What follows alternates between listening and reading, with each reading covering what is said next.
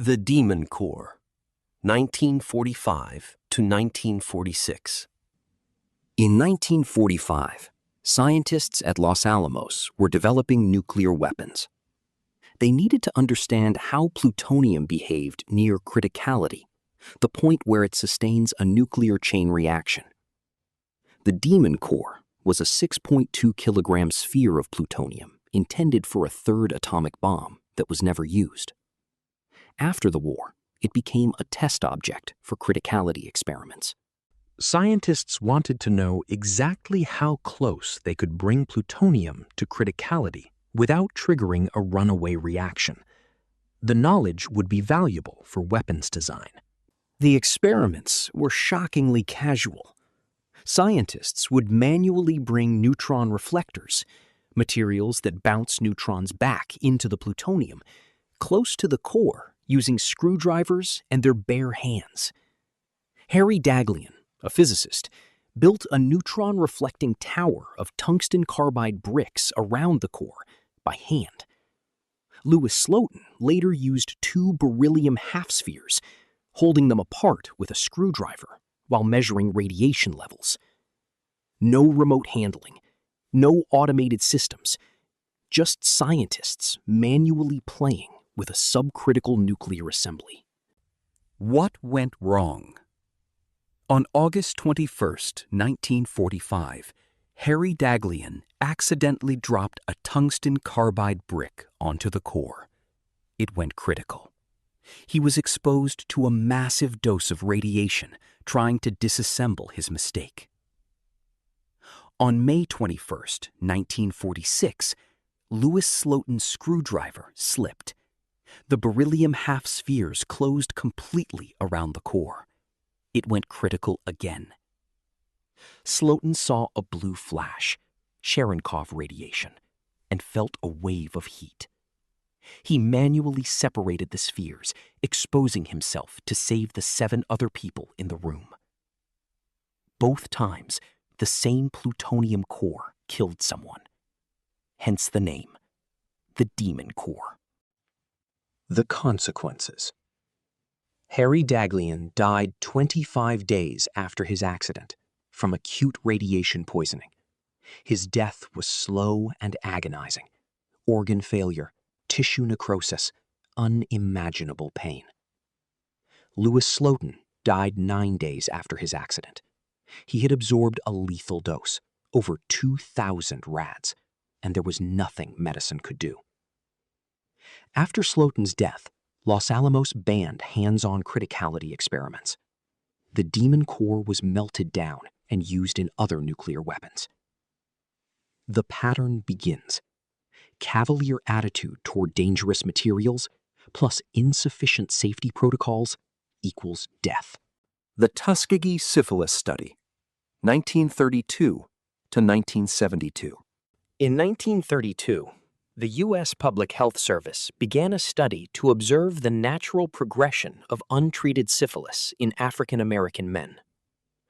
The study recruited 600 black men in Macon County, Alabama, 399 with syphilis, 201 without.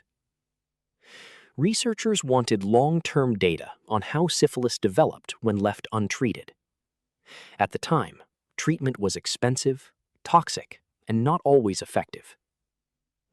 The study was supposed to last 6 months. It continued for 40 years. The participants were told they were receiving free treatment for bad blood, a local term that could mean anything from syphilis to anemia. They were never told they had syphilis. They were never told they were part of an experiment. The treatment they received was useless. Aspirin, iron supplements, diagnostic spinal taps presented as therapy. The researchers had no intention of curing them. They wanted to watch what happened when the disease progressed untreated. Even after penicillin became the standard cure for syphilis in 1947, researchers actively prevented participants from receiving it. They convinced local doctors not to treat the men. They kept them in the study by offering free meals, burial insurance, and medical exams. none of which actually treated their disease. What went wrong? Everything about this experiment was unethical from the beginning, but it became monstrous after 1947. First, deception. Participants never knew they had syphilis or that they were part of a study observing them die from it. Second, withholding treatment. Researchers watched men suffer and die from a disease that could be cured with penicillin. They actively prevented treatment. Third, racism. The study targeted poor, rural black men because researchers believed they were less developed and wouldn't question authority. The racism wasn't incidental, it was foundational. Fourth, infection spread. Wives contracted syphilis from infected husbands. Children were born with congenital syphilis. The researchers knew this was happening and did nothing. Fifth, no oversight.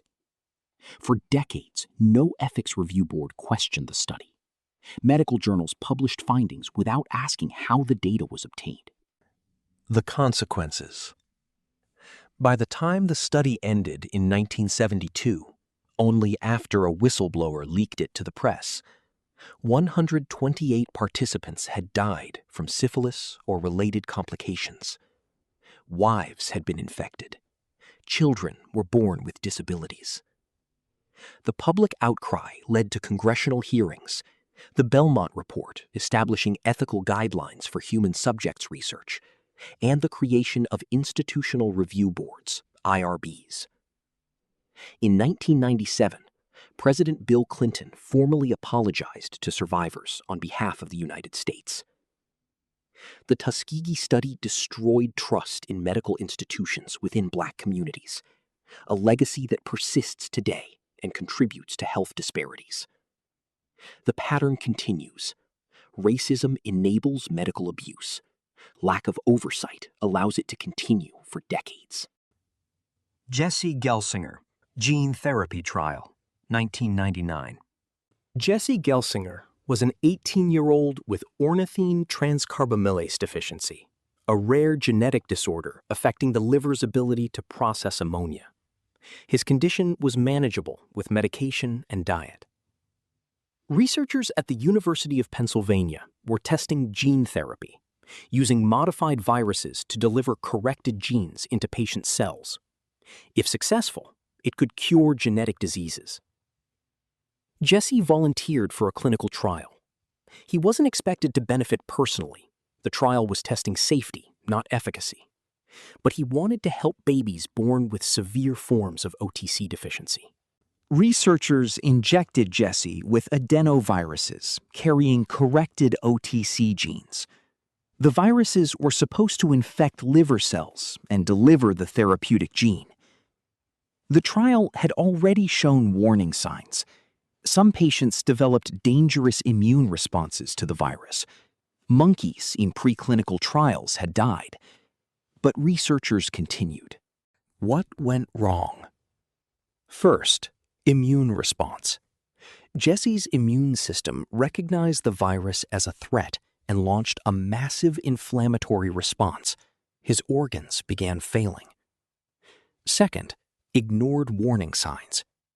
Earlier trial participants had shown concerning reactions, but researchers didn't stop the study or modify protocols. Third, conflict of interest.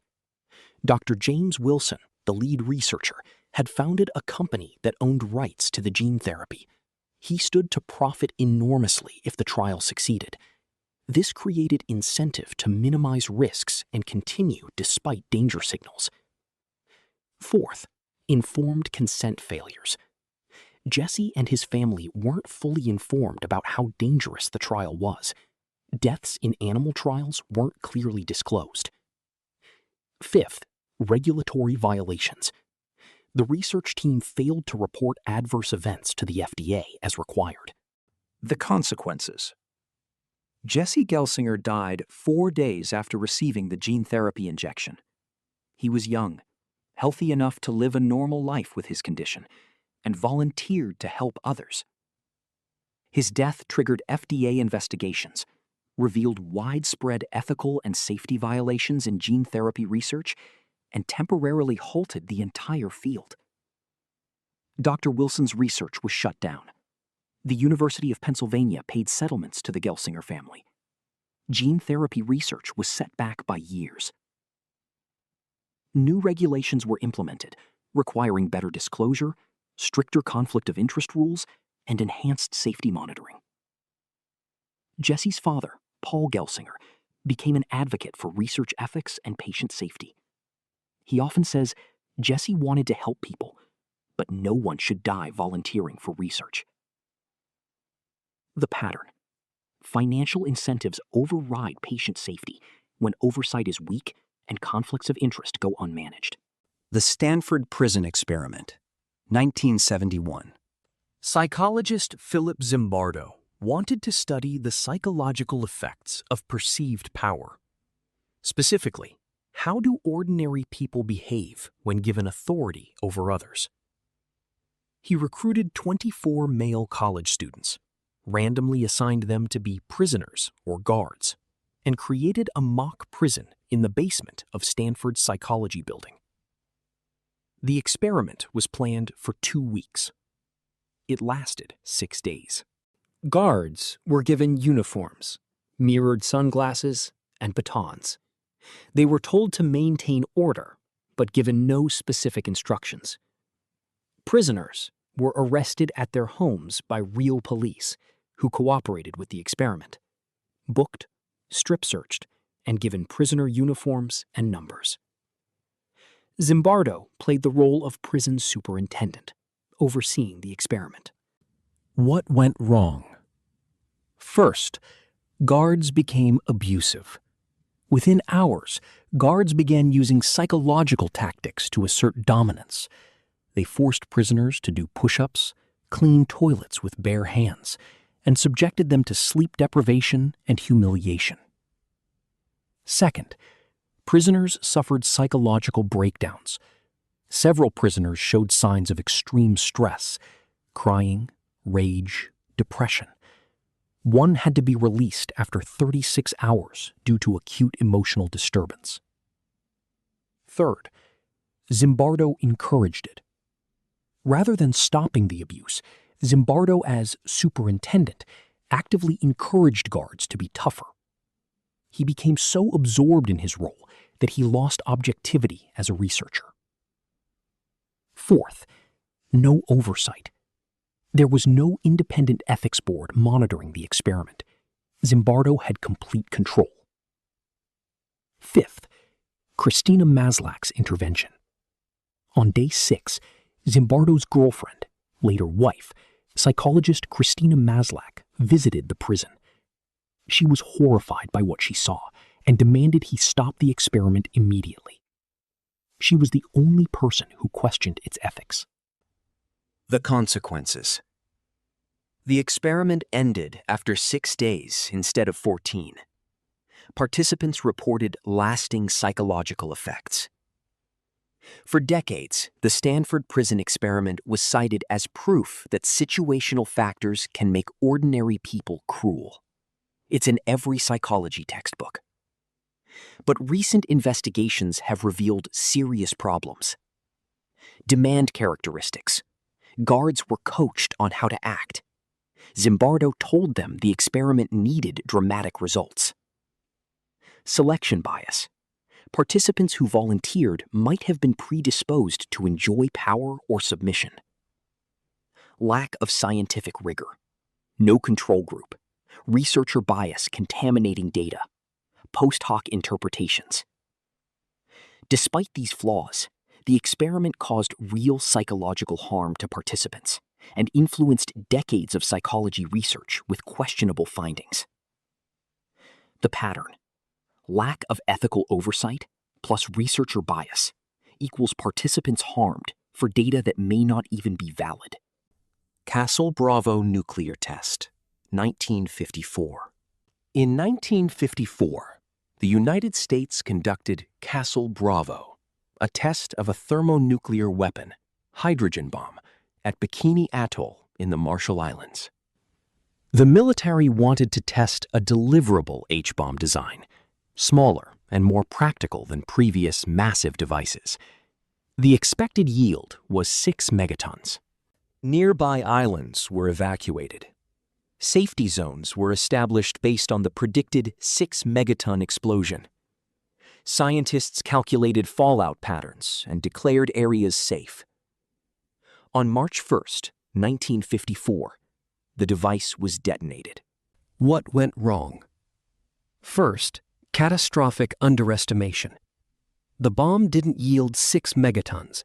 It yielded 15 megatons, 250% more powerful than predicted. It became the largest nuclear device the United States ever detonated. Second, fallout spread far beyond safety zones. Radioactive debris rained down on inhabited islands that were supposed to be safe. The fallout cloud spread over 7,000 square miles. Third, the Lucky Dragon incident. A Japanese fishing boat, the Daigo Fukuryu Maru, Lucky Dragon 5, was 80 miles from the blast, outside the danger zone. The crew was covered in radioactive ash.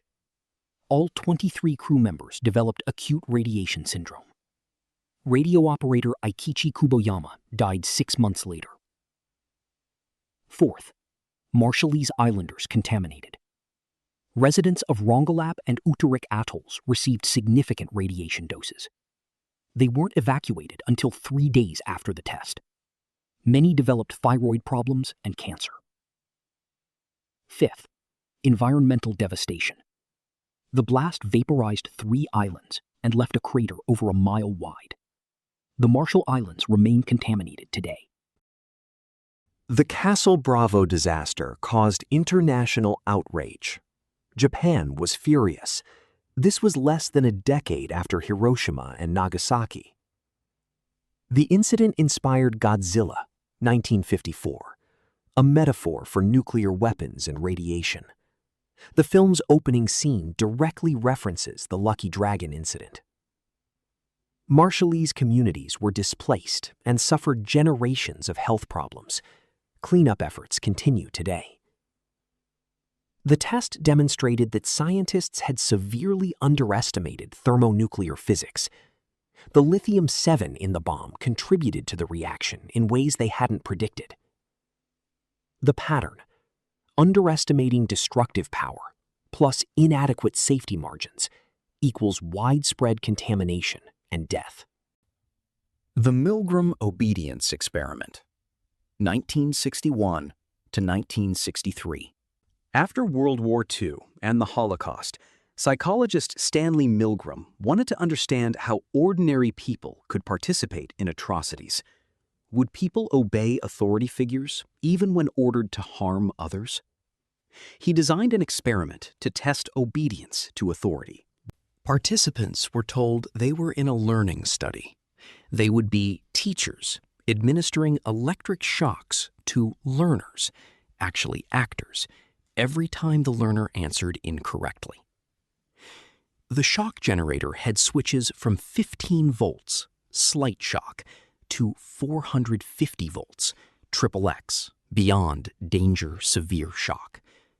With each wrong answer, teachers were told to increase the voltage. The learner, actor, would cry out in pain, beg to stop, mention a heart condition, and eventually fall silent. No actual shocks were delivered, but participants believed they were real.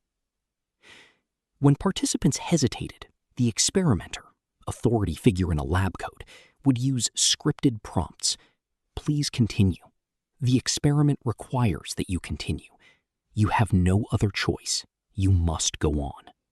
What went wrong? First, severe psychological distress. Participants experienced extreme anxiety, stress, and moral anguish. They sweated, trembled, stuttered, laughed nervously, and showed signs of psychological breakdown while believing they were torturing someone. Second, coercion. The experimenter's prompts pressured participants to continue against their conscience. Many wanted to stop, but felt they couldn't. Third, deception. Participants weren't told the shocks were fake. They believed they were harming another person. Fourth, inadequate debriefing. While participants were eventually told the truth, the psychological damage was done. Many reported feeling guilty and questioning their own character for years afterward. Fifth, no screening. Participants weren't screened for psychological vulnerabilities. Anyone could sign up. The consequences. About 65% of participants went all the way to 450 volts, the maximum lethal shock. Most were visibly distressed, but obeyed authority. The results were shocking and influential. The experiment demonstrated that ordinary people could be induced to harm others under authority pressure. But the human cost was real. Participants suffered psychological trauma. One man had a seizure during the experiment. Others reported nightmares and ethical crises afterward. Modern ethics boards would never approve this experiment. It violates principles of informed consent, psychological safety, and the right to withdraw without pressure. Milgram defended his work, arguing the knowledge gained justified the distress. But participants didn't consent to the actual experiment they experienced. They thought they were in a learning study. The pattern. Ends justify means thinking plus inadequate protection for human subjects equals traumatized participants.